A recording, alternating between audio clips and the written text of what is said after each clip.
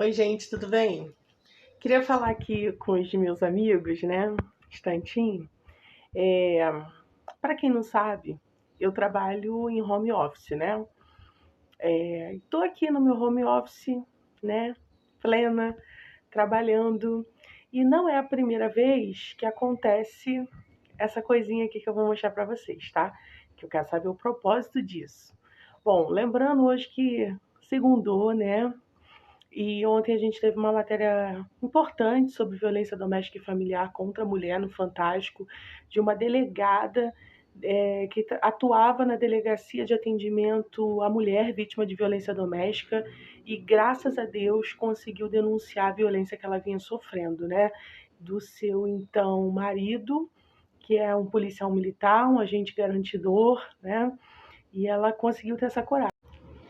E parecido nesse ponto com o meu relato, ela narra uma coisa muito interessante, que apesar de ser uma conhecedora da lei, dos seus direitos, ela também se sentia muito envergonhada, né, por ter vivido o que viveu dentro daquele ciclo de violência e como foi importante, né, o atendimento a uma outra mulher, o relato de uma outra violência similar à dela, para a ficha dela cair, né, e dar um gatilho nela, né?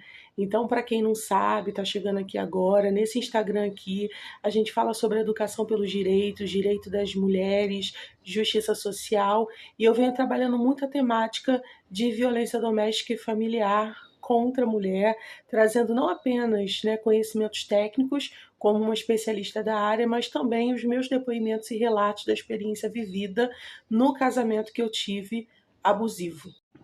E assim, gente, é muito difícil a gente falar sobre esse tema, sabe? Porque são tantas camadas, né, para falar, para tratar, e quando a gente decide falar, tem tantas coisas ainda, enfim.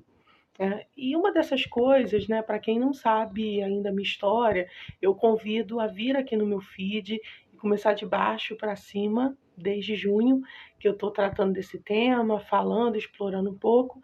E assim, teve a enteada, né, do meu ex-marido, abusador, né, que veio aqui uma vez me atacar, pedindo provas, provas, provas, prova, prova, porque o relato de uma mulher vítima é sempre questionado, né? E nunca é questionado ao abusador, uma pessoa que ela mal conhece, né? Enfim, né? Então, como eu já disse aqui em alguns momentos, né?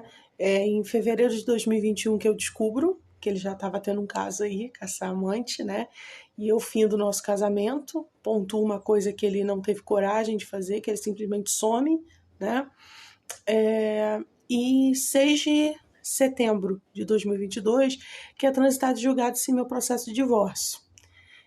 E aí o que acontece? Ele deixou de várias questões e dívidas aqui, e eu notifico ele dessas dívidas, né? Porque a gente tem toda a questão da morosidade da nossa justiça, né? Porque as medidas cabíveis, Renata, você já tomou? Tomei, estou tomando todas elas junto com a minha equipe jurídica, né? Só que eu tenho dado oportunidade voluntária, né?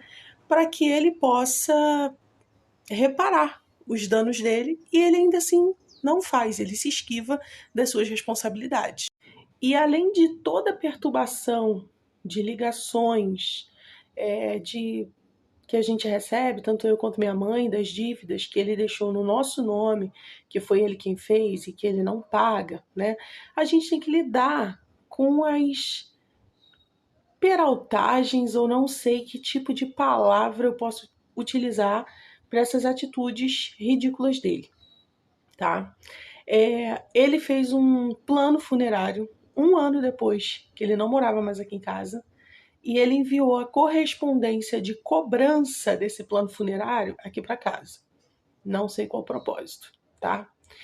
E depois ele fez um cartão, ele solicitou um cartão da conta do Banco Inter, né? E quem não sabe, o Banco Inter, que é um banco digital, você tem que confirmar o endereço de entrega desse cartão. E ele confirmou aqui, na minha residência. Aí alguém pode ver assim, Renata, mas foi o banco que mandou, né? E era o endereço antigo. Gente, já tinha mais de um ano que ele não morava aqui, que ele já estava lá vivendo com a amante. E o Banco Inter, ele pede para você confirmar o endereço da entrega. Ele confirmou o endereço da minha casa. Não obstante a isso, né, ele mantém ainda os cadastros dele, o endereço ativo da minha casa. Aqui, ó. Então eu posso mostrar aqui para vocês, ó. Aqui, ó. Carta que chega com o nome dele aqui. Aqui, ó. Isso aqui é outro cartão. Ele tá criando contas em bancos digitais e enviando para minha casa. A última foi desse banco aqui, ó. C6 Bank, tá? Aqui, ó. Para vocês verem, ó. Com o nome delezinho aqui atrás. Tá vendo? Que ele mandou. Aí eu tenho que parar o meu home office e atender o carteiro. Porque não sei por qual motivo essa pessoa decidiu criar uma conta virtual num banco e enviar o cartão para minha casa, para o meu endereço. Porque não foi o banco que mandou num cadastro que existia ativo. Ele inseriu o endereço da minha casa no cadastro dele e mandou para cá, sabe? E aproveitando o ensejo, né, que eu já te notifiquei, né, mais de uma vez, vai lá no cadastro do seu MEI e tira aquele telefone fixo que pertencia à minha mãe, à minha residência, que consta ainda lá no seu cadastro. Eu não sei, tá com muito tempo livre, né?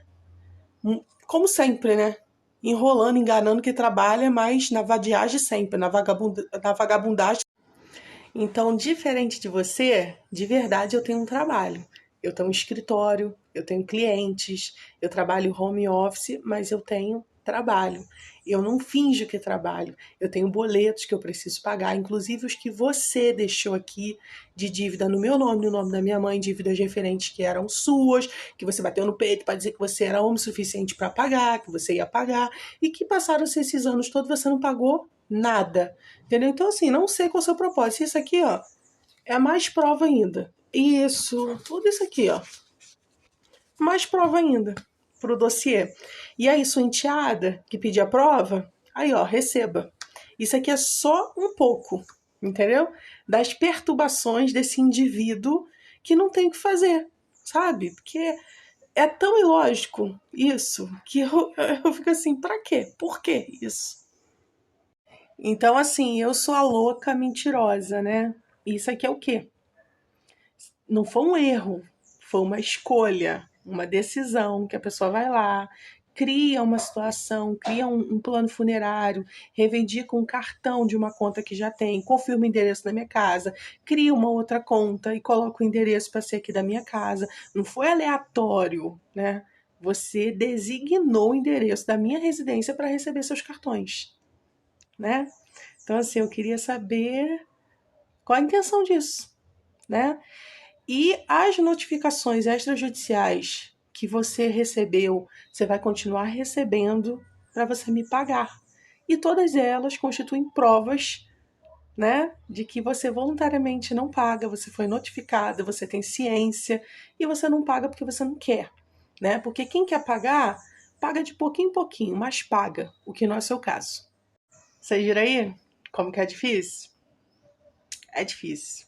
A gente fala, a gente mostra a prova e sempre ainda surge um questionamento aqui ou ali, né? Mas é isso.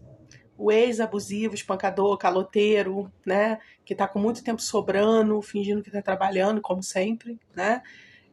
Fazendo cadastros, colocando meu endereço, mandando correspondência para minha casa, designando meu endereço como de entrega dos seus cartões, né, das suas notificações. Já recebi notificação aqui do governo federal em relação ao MEI dele, coisas, entendeu? De processo, dívida ativa, um monte de coisa aqui. É isso, tá? Pela atenção, meus amigos, muito obrigada. E se alguém souber me explicar o que seja isso, para que isso, tô aqui.